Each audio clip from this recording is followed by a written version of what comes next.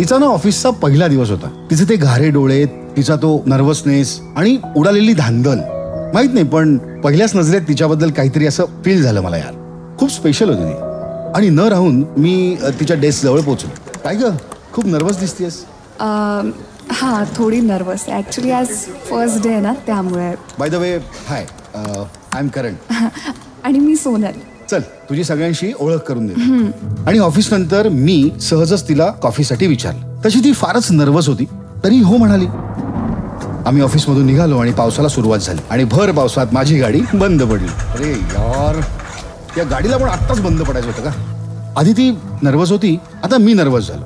ती माझ्याबद्दल काय विचार करेल हा विचार करता करता मी तिच्याकडे पाहिलं. पण तिचा चेहरा पाऊस पाहून फुलला होता.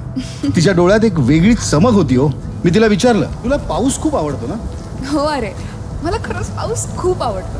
बाय द वे, तुला एक किस्सा सांगते. लहानपणी ना काय झालेलं माहिती? आणि मग तिचं बोलणं जे सुरू झालं ते थांबता थांबेना. थोड्या वेळानं पाऊस कमी झाला आणि माझी गाडी सुरू झाली आणि सोबतच आमची लव्ह स्टोरी सुद्धा.